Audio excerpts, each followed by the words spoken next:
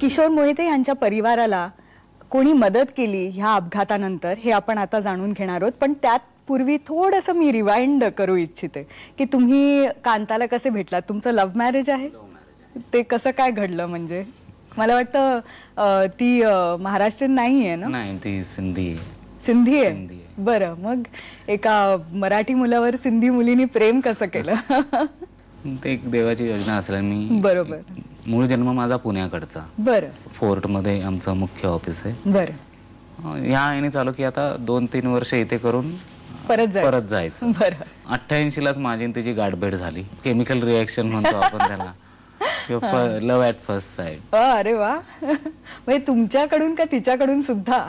दोन्हीकडून. मग तुम्ही भेटत गेलात आणि मग प्रेम भेटत वाढत गेलं. गेलं. कामामुळे तो संबंध येत राहिला, एकाच ऑफिस असल्यामुळे. हो, आणि ते प्रेम वाढत गेलं. एकच हे होतं की कास्ट आमची जाती वेगळ्या वेगळी होती. होत्या, मराठी आणि सिंधी. बरोबर. काही कॉम्बिनेशन होत नाहीये.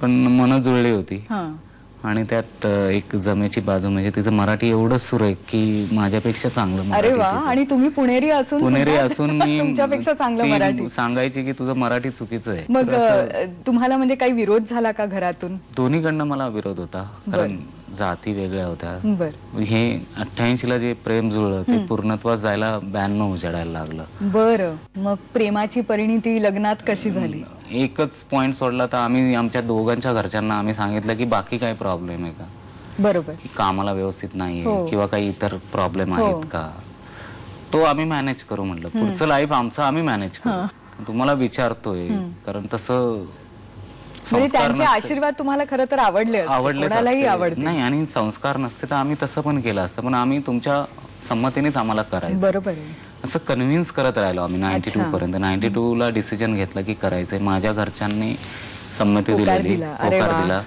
त्यात माझ्या वडिलांचा खूप त्याच्यात हातभार होता. हां, आणि तिच्या पण घरून होकार असा अर्थी समजला गेला की तिने तिच्या भावांना, वहिनींना लग्नाला पुण्यालाच लग्न केलं. अच्छा.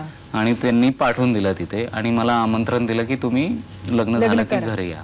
पण त्याच्यानंतर म्हणजे अपघात झाला त्याच्यानंतर त्यांचा सपोर्ट मिळाला का? तुमच्या घरच्यांचा, तिच्या घरच्यांचा? माझ्या घरच्यांचा तर खूपच सपोर्ट मिळाला. त्यातही माझा भाऊ, माझी बहीण जी आता आली, माझे भाऊजी जे आता इथे उपस्थित आहेत, त्यांनी खूप मॉरल सपोर्ट खूप केला मला. बरं. की घरी येऊन मुलांकडे लक्ष देणे, हॉस्पिटलला येऊन, म्हणजे जे हो, कारण तुम्ही त्यावेळेला ठरवलंच होतं की हॉस्पिटलमध्ये तिच्याच बरोबर परत घरी यायचं. त्यामुळे मग घरी त्यांनी खूप लक्ष दिलं. आणि त्याच्या घरचे पण, तिचा भाऊ इथे नाहीये, कामासाठी बाहेर असतो तो. बरं. त्यांनी एवढं केलं ना की एक भाऊ कसा असावा याचा आदर्श त्यांनी घालून दिला, की त्यांनी त्याचं संपूर्ण करिअरवर पाणी सोडलं. बापरे. आता तो आता स्ट्रगल करतोय. जे 8-10 वर्ष त्यांनी स्ट्रगल करून जे मिळवलं होतं, तो 3 महिने हॉस्पिटलला माझ्या बरोबरच होता. त्याचा मी म्हणतो खूपच हातभार लागला मला. कल्याण हॉस्पिटल मधून शिफ्ट करण्यात जे त्यांनी सजेशन दिलं, जे धीर दिला मला, अच्छा, आणि जे विश्वास दाखवला की नाही, देवावर विश्वास ठेवून आपण करूया, चांगलं होईल. आणि असं करून दिला. आम्ही कार्डियक ॲम्ब्युलन्सने आम्ही शिफ्ट केलं. अच्छा. त्याचं एक चंद्रू नाव आहे त्याचं, ते बाहेर असतात ते. पण मला सांगा की ह्या सगळ्या गोष्टींमध्ये मला वाटतं कांताचे अनेक ऑपरेशन्स पण करावी लागली होती. हो, ऑपरेशन्स करावी. त्यामुळे ते आर्थिक खूप प्रेशर तुमच्यावर पडलं असेल, तर ते कसं आणि कसं तुम्ही हँडल केलं? कारण तुम्ही म्हणजे तुमची नोकरी आणि जसं घरचा जो काही खर्च असेल त्याच्या पलीकडे काही फार असे पैसे नसावेत तुमच्याकडे, म्हणजे त्यामुळे ते कसं काय तुम्ही मॅनेज केलं? थोडीशी पॉलिसी होती. अच्छा.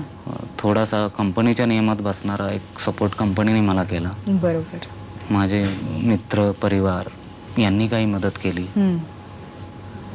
आणि असा तो त्यावेळेसचा जो खर्च आहे तो सेटलअप झाला त्यावेळेस. बरं. किती ऑपरेशन झालेत कांताची? कांताची सुरुवातीला मेंदूचं एक ऑपरेशन झालं. बरं. जे क्लॉटिंग जमा झालेलं सगळं, आणि जे स्कल डॅमेज झालेलं, बरोबर, ते एक बेसिक स्टेजला झालं. त्याच्यानंतर इथे एक होल करून ट्रॅकोस्कॉमी बोलतात त्याला, की ज्यांना श्वास घेता येत नाही, सेल्फ, त्याच्यासाठी तिथून नळीतून तो टाकलेला आहे. ते एक ऑपरेशनच म्हणावं लागेल. त्याच्यानंतर बॉम्बे हॉस्पिटलला आम्ही ज्यावेळेस नेलं त्यावेळेस ते रिमूव्ह करण्याचं ऑपरेशन. बरं. त्याच्यानंतर त्याच वेळेस ती जेवण तोंडाने घेत नव्हती, सेमी अनकॉन्शियस. मग पाईप, फूड पाईप इथे पोटात टाकण्यासाठीचं ऑपरेशन, अच्छा, ते साधारण 2007ला झालेलं ते ऑपरेशन. 2007च्या मध्याला तो पाईप परत काढण्याचं ऑपरेशन एक झालं. अच्छा. आणि 2006 पासून जे स्कल तिचं डॅमेज झालेलं ते ओपनच होतं. फक्त ब्रेन आणि ह्याच्यामध्ये काहीच नव्हतं, फक्त स्किन वरती होती. बापरे. राईट साईडला एवढ्या पोर्शनला. अच्छा. आम्ही खूप म्हणजे एक लहान मुलाला पेक्षाही जास्त तिला सांभाळावं लागायचं. नक्कीच. आणि हार्डली जरा एवढी पातळ स्किन फक्त मध्ये होती ब्रेनची. ती 2008 पर्यंत तशीच होती. मग ते बोन फ्लॅप म्हणतात ज्याला, सिमेंट बोन. अच्छा. ते 2008ला फिट केलं त्यांनी. अच्छा. आता 2008 एप्रिलला. अच्छा. 2 वर्षापूर्वी. बरं. ते एक ऑपरेशन झालं. मग ह्या सगळ्या आर्थिक प्रेशर मध्ये आणि बाकीचं म्हणजे जे काय आपल्याला ऍडजस्ट करावे लागलेलं आहे, त्याच्यामध्ये तुम्ही म्हणाला तसं मित्र आणि शेजारी यांचा खूप मोठा हात होता. त्यांचं मी नाव घेऊ इच्छितो की चिन्मय इन्फोटेकचे आणि माझे खास मित्र प्रसाद साखरकर यांनी एक वेबसाईट डिझाईन केली. त्याच्यासाठी त्यांनी खूप मेहनत घेतली, काही एक पैसा न घेता. कारण हजारो रुपये असं बघितलं आपण तर वेबसाईट बनवायला लागतो. खूप लागतात. आणि कंपनीचं पण मी सांगू इच्छितो की जेवढं नियमात बसतंय तेवढं त्यांनी केलं. पण एक खंत आहे की हिचा ऍक्सिडेंट जो झाला की तो ऑन ड्युटी झाला. बरं. आणि ती कामावरून मीटिंग अरेंज करून ती घरी परतत होती आणि त्या दरम्यान तो ऍक्सिडेंट झाला. बरोबर. ते खंत वाटते की जर नियमाला पण अपवाद करून जर काही असेल तर त्यांनी, कारण आज तिची सॅलरी येत नाहीये. बरोबर आहे. जवळजवळ मायनस सॅलरी 1.5 ते 2 लाख येते. म्हणजे मायनस म्हणजे तिच्या प्रॉव्हिडंट फंडातनं आज ना उद्या ते कट करणार आहेत. बरं. पण आपण ही वेबसाईटची जी अगदी नाविन्यपूर्ण कल्पना होती ज्याच्यामुळे तुम्हाला खूप मदत झाली, ते जे तुमचे मित्र आहेत ज्यांनी हे सुचवलं त्यांना पण आपण भेटूया. हो जरूर.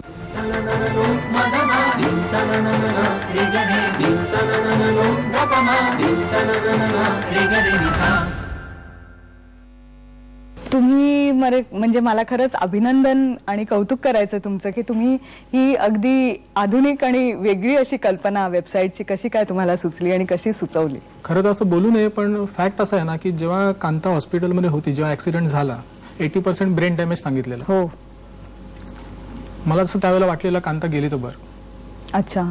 कारण आपल्या समाजामध्ये विशेषतः लेडीजना तर खूपच सांभाळायचं. एक वेळ जेंट्सला सांभाळणं फार सोपं असतं. बरोबर आहे. पण महिलांना सांभाळणं जरा जास्तच हे असतं. आणि माझ्या डोळ्यासमोर त्यावेळेला चित्र उभं राहिलेलं की आता हा करणार कसं काय. बरोबर आहे. याच्यासाठी एक्सपेन्सिव्ह सगळं सर्जरी, एक्सपेन्सिव्ह डॉक्टर, म्हणजे ते न्यूरोलॉजी बघितलं तर आपण न्यूरोसर्जनचा आपण हेच हवाढव्य खर्च असतो. आणि नुसत्या गोळ्या घ्यायला गेलं तरी म्हणजे रोजच्या ज्या असतील त्याचा पण इतका मोठा खर्च आहे. मला असं जाणवत गेलं की समजा आपण इंटरनेटच्या माध्यमातून जर लोकांपर्यंत पोहोचलो तर माहिती नाही कुठचा एखादा सर्जन किंवा कोण काय कोण बघेल, काहीतरी आधुनिक कोण मदतीला उभं राहील वगैरे. काय म्हटलं, मी फायनान्शियली तर एक वेळ जास्त एका लिमिटपेक्षा जास्त मदत करू शकत नाही. बरोबर. पण माझं जेवढी बुद्धी आहे तेवढी पणाला लावून ह्याच्यासाठी काहीतरी करू शकतो. तर अशी एक संकल्पना आली आणि मग म्हटलं ठीक आहे, करूया तर करूयाच.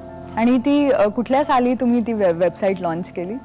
त्याचं 1.5 वर्ष होत आलं त्याला. अच्छा. एवढ्या चांगल्या माणसाला मदत मिळालीच पाहिजे. नक्कीच. कारण खरंच यांचं आयुष्य इतकं प्रेरणादायक आहे. म्हणजे आजच्या युगात जेव्हा काही कारण नसताना सुद्धा काही नाती तुटतात, तर हे एवढं मोठं आणि धक्कादायक गोष्ट झाल्यानंतर ते इनफॅक्ट मला वाटतं अजूनही जास्त दृढ झालंय ते नातं. एक इन्सिडेंट सांगतो तुम्हाला की आम्ही असंच काही नाही मदत आणि पुढे काय करायचं, कसं करायचं वगैरे, त्यासाठी आम्ही असे वारंवार असे भेटत असतो. तर एकदा ऑफिसमध्ये बसलेलो आम्ही, तर हा कौतुकाने दाखवतो, बघ बघ एक फोटो बघ, मस्त फोटो आहे. म्हटलं बघितला तर मिसेसचा कांताचा फोटो होता.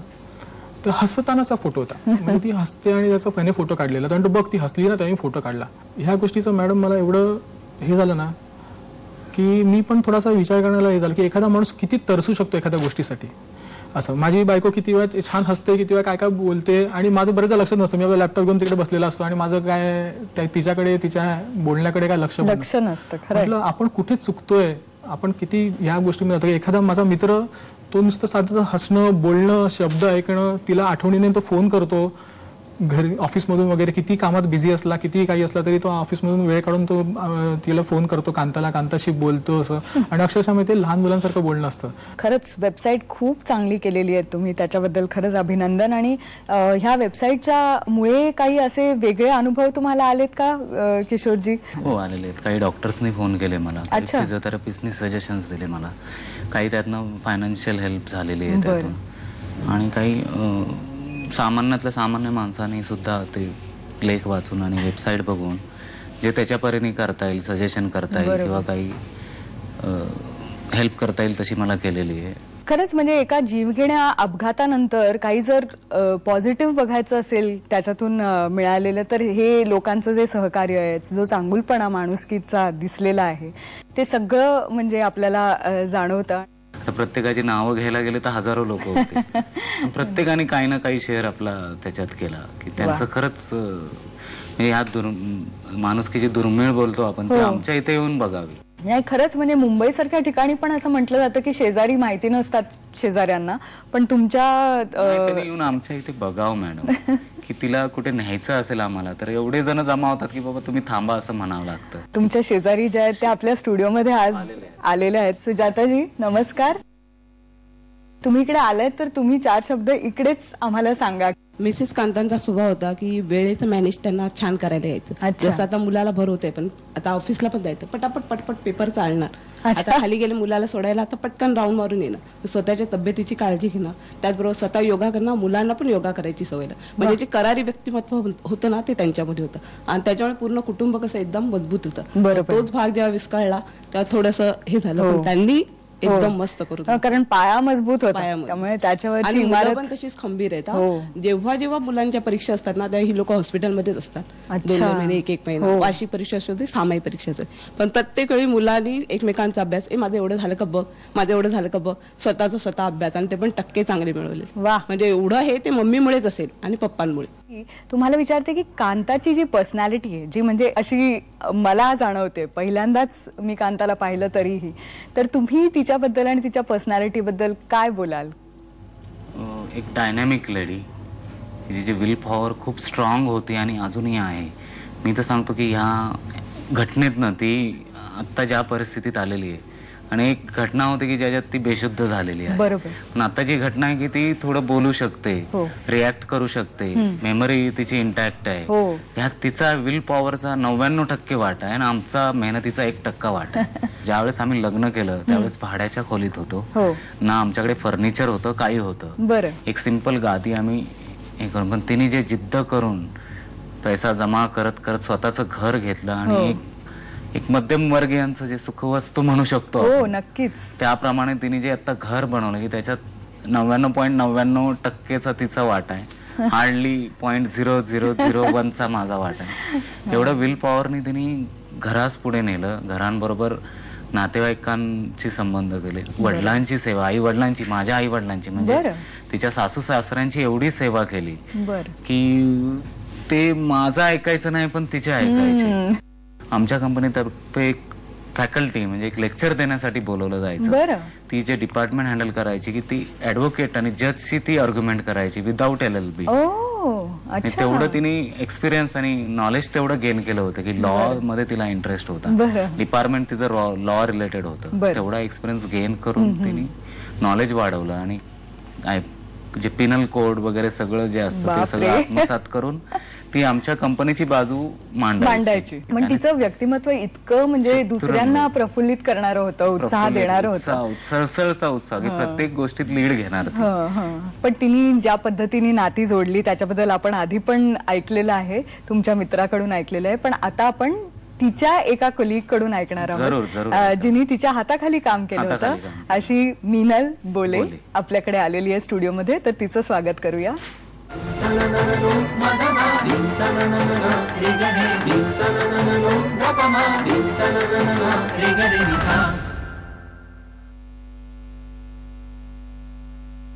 तुम्ही कांताला कधीपासून ओळखत होतात? मी 2003 साली माझी ट्रान्सफर झाली कल्याणला, तेव्हापासून त्यांना ओळखते. आणि तुमच्यावर काय कसा काय म्हणजे अमिट छाप मला वाटतं कांतानी सोडलेला आहे. हे सुरुवातीला खूप स्ट्रिक्ट वाटायच्या. अच्छा. भीती वाटायची त्यांची. पण नंतर हळूहळू कळलं त्यांच्या आतला ओलावा, कामाचा झपाटा वगैरे प्रचंड होते. पटापट फाईल्स हातावेगळ्या करायच्या. आणि तुम्हाला काही म्हणजे तिच्याकडून शिकायला मिळालं का कामाच्या बाबतीत सुद्धा? भरपूर शिकायला. मला ह्या डिपार्टमेंटचं तिकडे भेटीला काहीच माहित नव्हतं. इथे आल्यावरच मी या डिपार्टमेंटमध्ये आले. ऍक्सिडेंट डिपार्टमेंटच आहे आमचं. अच्छा. हो. Third party. हो हो. तर त्यांनी बरंच शिकवलं मला. आणि अजूनही तुम्ही त्यांच्याबद्दल भरभरून बोलताय. हो. तर म्हणजे ह्याच्यावरूनच आपल्याला कल्पना येते की किती चांगलं आणि सुंदर व्यक्तिमत्व होतं कांताचं, अजूनही आहे. हो. तर आज तुम्ही म्हणजे तुम्ही तिला भेटायला जाता का? ऍक्सिडेंट झाल्यापासून 4-5 वेळा गेलोय तसं, पण बघून वाईट वाटतं. आणि तुम्हाला खूप धक्का बसला असेल जेव्हा कळलं की त्यांचा ऍक्सिडेंट झाला तेव्हा? दिवाळीचा दिवस होता आणि सकाळी सकाळी फोन आला मला. खरंच वाटलं नाही. आणि त्या वर्षी मी दिवाळी केली नाही, एकही दिवा लावला नाही.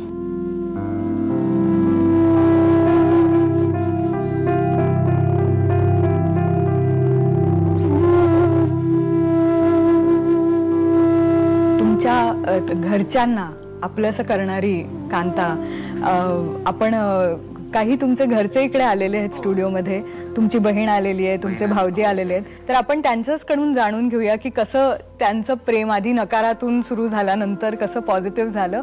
अंजलीजी, ह्या तुमच्या ज्या वहिनी आहेत, अगदी गोरी गोरी पान फुलासारखी छान म्हणण्यासारखी वहिनी जी आहे, ती कशी आहे?